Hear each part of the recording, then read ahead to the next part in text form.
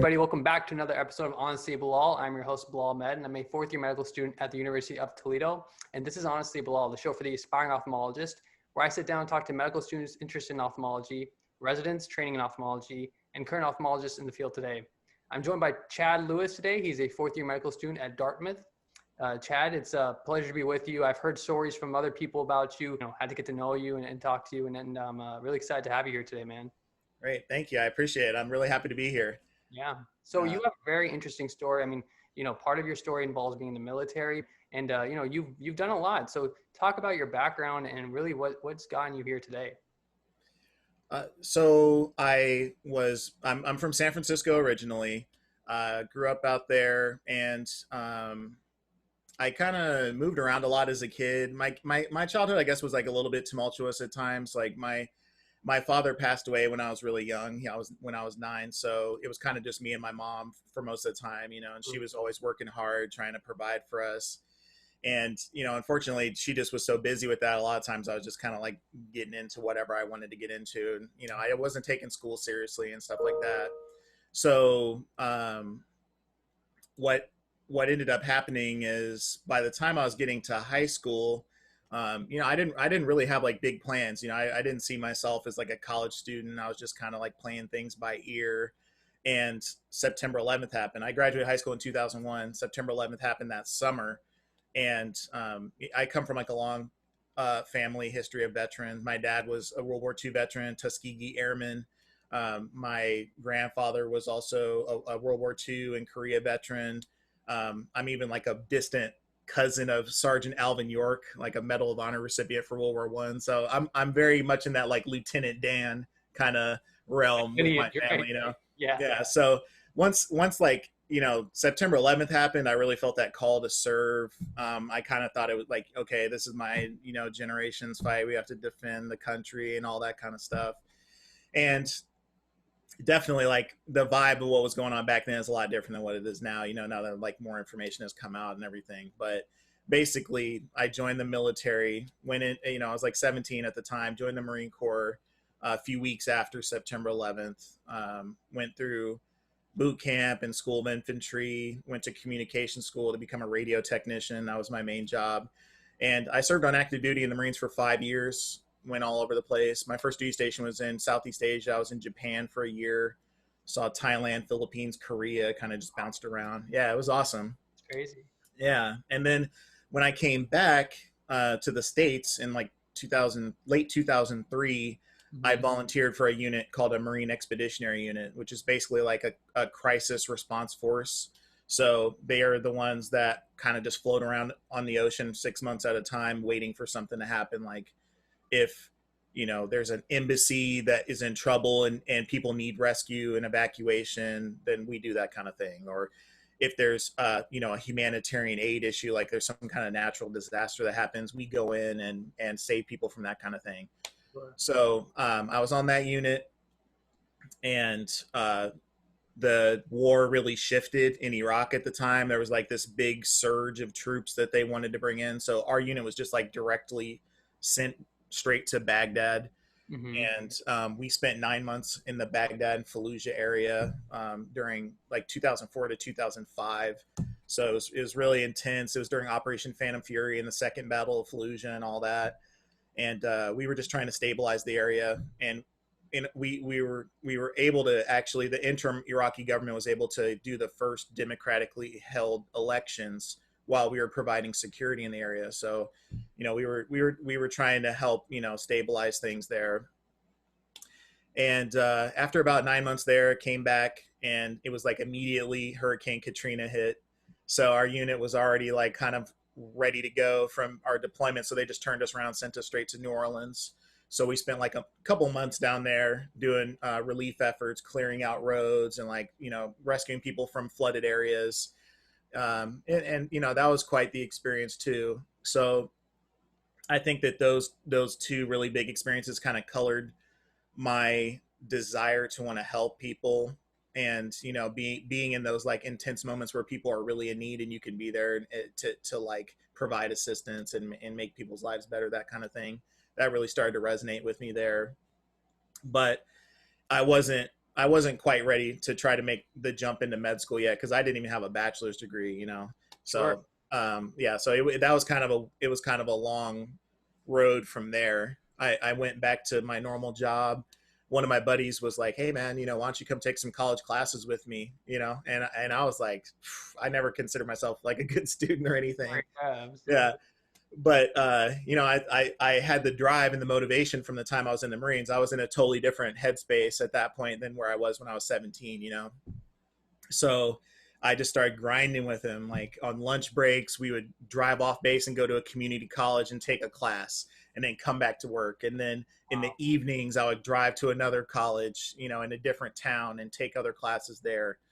And then on the weekends I would take a third there was a third school where I was taking my upper level classes, and it was just Mhm. like piecing it all together. I was able to finish my bachelor's degree in like 5 semesters. It was crazy. Same. So yeah, I was just like ripping and running, man, you know, like testing out of as many classes as I could, taking cleps and stuff like that. And yeah, in like I think it was like 16 months or 20 months I finished my degree, and that was in electronics, so it meshed well with my background in radio communications. Hmm. And I got off active duty in like 2007 and went to Arizona where my mom was living at the time, and just started working as a contractor doing field engineering. I'm not a professional engineer. My degree is in electronics, so it's more like I was more of a high level technician. Okay. And I was, you know, climbing towers, like, you know, 500-foot, 1,000-foot towers hanging from a little rope, and installing LTE systems and that kind of stuff. Hmm. And it was a wild job. That was pretty crazy. It's definitely a lot different than medicine, you know. Sure. Yeah, but yeah, I guess long story short, my transition was I wasn't really getting like the sense of purpose I wanted from that type of work, you know. Mhm.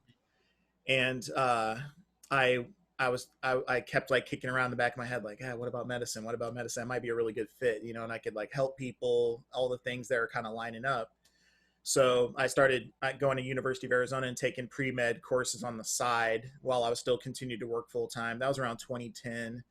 And then through 2014, I was just working and knocking out those prereqs and getting ready to take the MCAT and all that. Mhm. And around that time, I think it was around 2011 or so when I was first starting that journey, I saw that there was that Dr. Richard Carmona, the 17th Surgeon General of the United States, was going to be giving a speech at U of A in the College of Medicine. And I was like, wow, I got to see that, you know? So I go in there, and it was like empty. There was only like 10 people in the Really? auditorium or something. Yeah. So I was like, wow, this is crazy. So we ended up having this like really intimate conversation. Sure. And he was telling us like, you know, how he was raised by a single mom, and, you know, Mm. grew up in Harlem, and was like getting in trouble, dropped out of high school, got a GED. When he was, well, I should back it up a little bit. He dropped out of high school and then he joined the army because the Vietnam War was like, it was like 67 or 68. And it was, so his path was like very similar to mine, you know? Sure. Sure. And he told us about how he got his GED while he was in the army and became a special forces medic, went to Vietnam 2 tours, dual Purple Heart recipient, you know, just like amazing story basically. And I was really motivated. And I went up to him and, you know, asked if he'd be willing to be my mentor. He kind of took me under his wing and told me to keep in touch with him as I was going through the journey. So, you know, 4 years later, when I was done with all my classes, I knew I needed to transition into medicine somehow because I had basically had no experience like that before. Mhm. So he was running a public health nonprofit at the time that was doing community health promotion around the country. And I asked if I could be an intern. And he brought me in to interview with the executive director and the director of research. And they brought me on as a health literacy and research fellow. So I did that just like on a volunteer basis full time for about 6 weeks. And I was really working hard. So they ended up creating a job for me and hiring me. And I worked there for 2 years, just doing public health, like in the South Bronx, you know, from South Tucson to South Bronx, Wow. Savannah, Georgia, a bunch of different communities. I was managing like community gardens where we were trying to teach people how to grow, you know, healthy food for themselves. We were building a rooftop garden, like a meditative garden on top of a hospital building in South Bronx to kind of add green space to the built environment there. So Mhm. we were doing some pretty cool stuff. My forte was kind of like the built, you know, like putting green space into the built environment basically. Sure. And yeah, I did that for 2 years. I did my MPH while I was doing that concurrently. So I got my MPH from George Washington. And that's when I matriculated Dartmouth in 2016, like right after that. That's crazy. Wow. So, I Yeah. mean, that's one of those things where I feel like for you, what's really interesting is that you really took the advantage of an opportunity to, to work hard at different moments, but you took it and you did it right. And I feel like with, I've never heard of a grind like the one that you just explained for college. Like I like to think like I work hard, but like that's just a different level. So I think it's really interesting. I don't know if you could touch on this, but like, do you think that for you at least, do you think that, that military background and being in the Marines, which is, it requires a lot of discipline and rigorous sort of mentality. Do you feel like that kind of allowed you to tap into something in yourself that, gave you this ability to just, have a relentless work ethic and discipline? Because I feel like, to be able to graduate college in 5 semesters and then to take your lunch breaks to go take classes and then, to take a risk and become, like this a tech who's climbing towers. I mean, it's almost like you're not afraid of a lot. So I'm just wondering, like, what's the mentality there? Yeah, I must have like had a amygdala injury or something as a kid, No. and I didn't that I'm not aware of. Yeah, that's I don't know, man. I mean, definitely the Marine Corps is what gave me the drive and the discipline. I think, Yeah. because in high school I was never like that. Like I just like playing sports and hanging out, and I was never like academically focused or wanted to do volunteer work or anything like that. There was definitely a big change that happened when I was on active duty. I think that war did a lot of it too. Just to be frank about it, when your life is like in jeopardy often, which the way ours was, but 2004, 2005 was like a really gnarly time to be in Iraq. Like 18 men from my unit were killed, including one of my buddies that was in my platoon in boot camp. I think we had like 229 wounded. So it worked out like 1 in 9 of us was either killed or wounded, basically, by the time we were done with the deployment. So that like matures you quickly, you know what I mean? And it really put things into focus for me where I was like, dang, I might not be here tomorrow. Like life is short. I get one shot at this. I want to make the biggest positive impact that I can with the time that I do have here. And that's what really, I think, like kicked me into like overdrive with wanting to, just like accomplish the things that I wanted to get out of life. And Yeah. it gave me a lot of fire under me for that, and it was great because once I found that medicine was the path I really wanted to be on, I was able to just really focus it all into one area Mhm. and, just like really attack that basically. I Yeah. applaud you, man. I really do, because I think that's something that, I don't want to naively assume that I could understand what it's like to be in your position, but I'm sure, with the loss of, people who become your family, I'm sure, in your platoon, and also with the experiences you had in your younger life, I feel like, you really took it upon yourself to take, ownership of where you want to be, with the time that you have. And you've really taken, I mean, from what we talked about before we start recording here, you've really made, a point to serve others and to find ways to not just serve where you're needed, but to go and find places where you can serve too. So, I think from the community health building aspect of what you've done is super inspiring. And I think it's another very inspiring thing that we talked about is that, you were just recently selected for the NMQF 40 under 40 leaders for minority health. So, I know minority health is really important to you, and it should be important to all of us, honestly. And as we're going forward in a year where we're understanding the disparities from a political, social, and hopefully from a health level, I think it's really important to touch on that. So I think I want to give you a chance to really talk about why minority health is important to you, and just kind of give us a chance to understand what we can do better, from a medical student level to really get involved the way you have. Yeah. You know, it's true. It's something it's really one of my passions. That's one of the main reasons why I wanted to go into medicine, is just to, be able to put myself where I would be most needed and where I could make the biggest impact. And that's why I think like I like to focus so much on health disparities, and that's where I want my career to go. It started early. Like I came by that honestly. Like I said, my dad passed away when I was really young, and a lot of that, I mean, primarily was just like preventable illness. You know, like he had uncontrolled hypertension from the time he was a young man, which is, you know, more prevalent in the Black community. Yeah. You know, I watched him have a stroke right in front of me when I was 5. And, you know, like he kind of just like slumped over on the entertainment center in our living room, and I was super scared, but, you know, I didn't know what was going on. And he ended up having like a left-sided hemiparesis for the rest of his life from that, you know. So I definitely got like an early exposure to, you know, the consequences of, you know, like chronic disease burden and that kind of thing. You know, again, 4 years later, you know, my mom was already working quite a bit at the time. So my dad was like my primary caretaker for the first 9 years of my life, because he was basically like semi-retired by the time I was born. He was a bit older than my mom. Sure. And, you know, he would take me to school. He would pick me up after school. We'd go play catch in the yard, and he'd like stay on me to do my homework and all kinds of stuff. Right. And I was used to that. And it was like one day he came to pick me up, and he was just like low energy. You know, he just like brought me back to the house and just went to bed. And, and it was like so out of character. I didn't cause a fuss about it or anything, because I was like 9 at the time. So I just kind of, you know, went and played or did whatever I did. But I remember that was like a Friday. I think it was the next morning. My mom was home, and, you know, I was in the hallway. My dad was trying to go up the stairs, and he just like collapsed on the stairs. He was like basically unable to breathe properly. He was just like totally zapped of energy. And, you know, my mom rushed him to the hospital.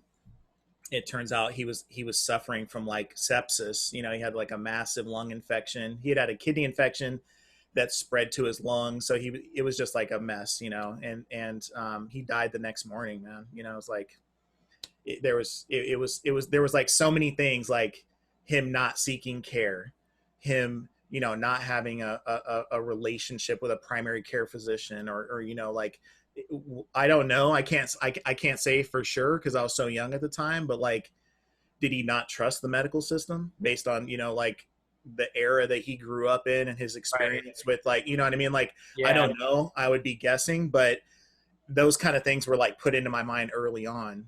And, you know, it's not just my dad, like on my mom's side of family, there's a lot of chronic disease burden too, you know, and like, two of my grandparents died before I was even born. One from lung cancer, one from diabetic complications.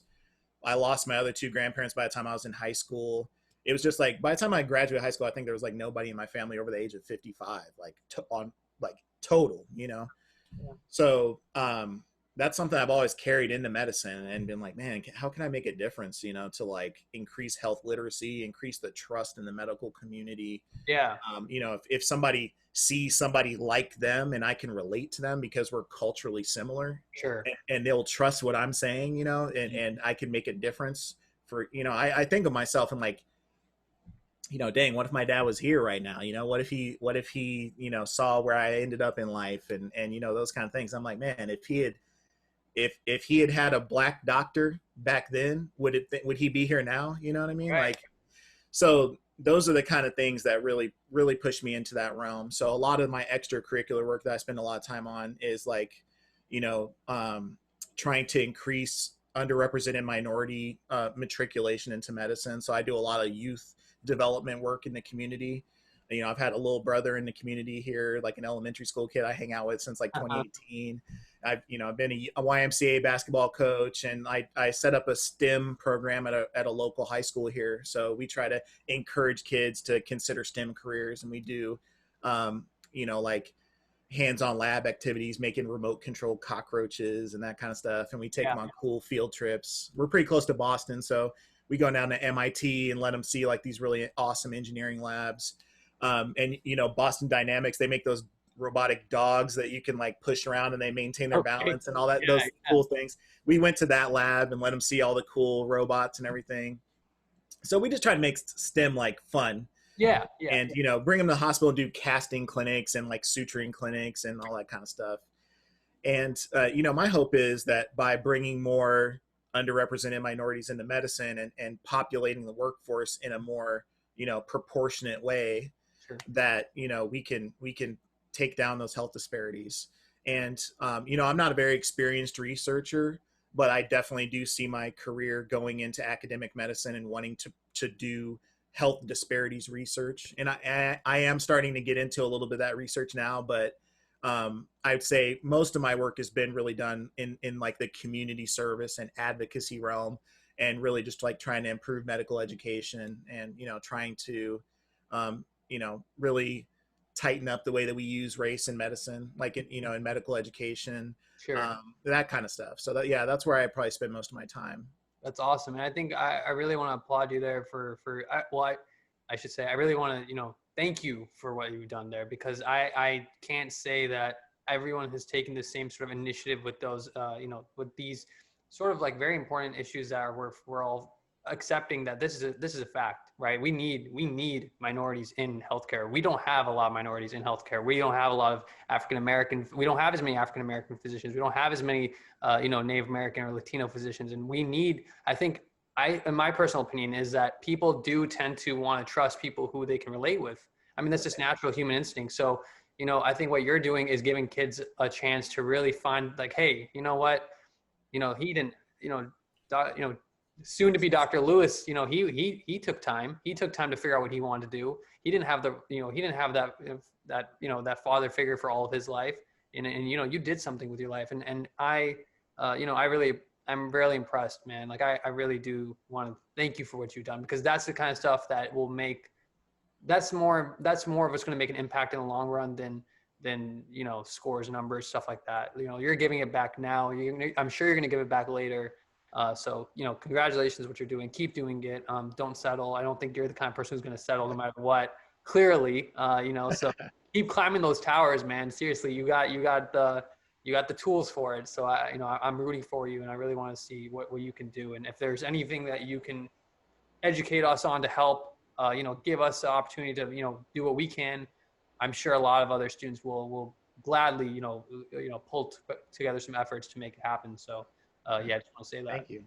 I appreciate that. Thank you so much. Yeah, it feels good to hear. And and when you were mentioning that, I should also, there's a lot of people that I need to give credit to as far as the mentorship that I've received, that helped me get to where I'm at. I've been able to get to now, particularly men that stepped up, when after my father passed away, my uncle Brian, a family friend, Uncle Eddie, who's a Marine, who kind of like took me under his wing when I was a kid. But specifically, Alonzo Grant was a pre-medical student at the time when I was I was a kid. I think we met when I was like 10 or something. Sure. And he took me under his wing, and we're still friends to this day, like brothers basically. And I think that he's the one who kind of put that mold in my mind that I could become a physician. Looking at him, he's an OB-GYN in Miami now. But he was a college football player at UC Davis. This was after we had moved around the San Francisco area a bit. We were living in Davis at the time. And my next door neighbor just happened to be affiliated with the football team, and my mom was looking for male role models for me to give me some kind of positive influence. Yeah. And he connected me as a ball boy to the UC Davis football team. Wow. And from there, yeah, Alonzo was like a defensive end and a captain on the team, and he was just happened to be going into medicine. And he was like my big brother from then on. So for years and years and years, I've always like been talking to him on the phone regularly, and him encouraging me, but not like pressuring me into medicine. He gave me just enough space where like I kind of acted like it was my own idea, Sure. that I wanted to go into medicine.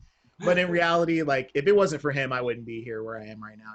So I definitely have to give thanks to him, and that's really one of the things that's really, really motivated me to focus on youth mentorship so much, especially for kids that, don't have physicians in their family or have a background where they are even able to see physicians who look like them, that kind of thing. Yeah. So yeah, I really want to put myself in those spaces, because I think that that's like the best way to really show people that it's possible for them to, if they work hard enough and put their, use the connections that and the opportunities that show up for them.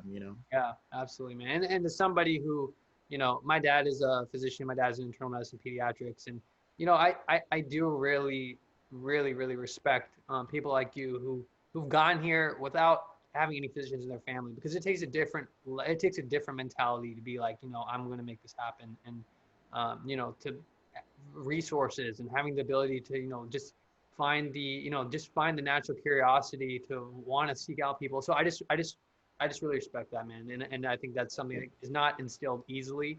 And I think that the people who have mentored you have done a great job. So, I think it's awesome that you showed them respect, and hopefully they stay role models and can teach, teach you more along the way, because I think we can all always grow and evolve. I want to talk about, you were recently selected to be a Nichols Scholar, so by the AAMC, which is an award that one medical student at each medical school across the United States and Canada is nominated for, and then they select 5 across all of North America to be the final recipients, and you were one of those recipients. So talk about that award, what it means to you to be selected, and what give us what it took to get to that point. Well, yeah, Herbert Nichols was a pretty famous black physician who, really broke a lot of ground. He was kind of a trailblazer in medical education, and I can't remember specifically what his title was, but I think he was the first, um, basically like chief diversity officer for the AAMC, and that was back in the 80s or late 80s, early 90s or something, if I remember correctly. And he made such a difference in trying to change the focus of medical education towards wanting to increase underrepresented minority representation in medical education. And they've created a scholarship in his namesake since then. He's since passed away, unfortunately, a while ago. But yeah, every out of the rising third year class, every year they pick 5 students who really have just like put a lot of time and effort into leadership in areas of wanting to reduce health disparities and increasing representation for underrepresented minorities in medicine. And since that was kind of what I was already naturally doing anyways, I wasn't familiar with the Nichols Award at the time, but I was doing so much work in that area that our director for diversity, inclusion, and community engagement, Sean O'Leary at Dartmouth, decided he wanted to put my name in for the nomination, and I guess the rest of the faculty agreed that I had been doing a lot from the class of 2020 at the time, and yeah, I mean it's really an honor. Like I never expected that out of all the amazing medical students across the country. Like I'm always in awe just of my classmates. Like wow, like am I supposed to be here? Like the imposter syndrome is Right, strong, right. and like I'm like, dude, these are amazing people, like Absolutely. Olympians and movie filmmakers and just like fighter pilots and all kinds of stuff, right? And to be selected as like one of 5 out of like 40,000 medical students or something, it was like mind blowing. Mm. And it really gave me even more motivation to like live up to that. Now that I have had that title placed on me, I feel like I just have to grow into those shoes to try to be like Dr. Nichols. And yeah, it was an honor. It was great. It was like really like the best award that I've ever received. It really means a lot. Yeah, I think you might be able to see. It's back on that bookcase back there somewhere. Oh yeah. Okay. Is that the Yeah, star? Is that the it's the star? star. Yeah, Hey, that's yeah. We yeah, can see it. There's the Nichols Award, man. Hey, yeah, that's yeah. awesome, Chad. And congratulations, because I can tell you, I know you from your perspective, you may have imposter syndrome, but for someone who's met you, I can say that I don't think that's an imposter at all. I think you deserve that award, and I hope that you do carry that legacy forward and really find a way to make it count. And I'm really excited to see what happens for you, man. I can't wait to see what outstanding kind of a resident you're going to be, and then a future ophthalmologist. So I'm wishing you all the best, man, this year. And I do have to say, I am jealous of your name. I've actually used your name before, because Chad is actually my Starbucks name. I must confess, it's just so easy, man. You got it so easy. You got one syllable. I don't know why, because I think for me, people always assume that, obviously, honestly, Bilal, my name is Bilal, Yeah. but my name is not a very Starbucks trendy name, obviously. So I Mm. always like, people are always like, oh, you must use Bill, Billy. I'm like, no, dude, I'm not gonna do that. I'm gonna pick something that's just totally different. I picked Chad. So I'm already inspired by you. See, look, now I just got to That's do. I funny, got man. the other stuff that you do. I really, I want to work on that stuff too. So Yeah. wish you all the best, brother, and good luck in everything that you're gonna be doing, and stay in touch. And you're welcome to come back anytime. Anytime that you have any updates on what you're doing, please come back and educate me, others, and bring us along and lead us towards what we're going to do in the future. Thank you so much. I really appreciate the opportunity to be here. Thank you. All right, Chad. Take care. Okay, you too.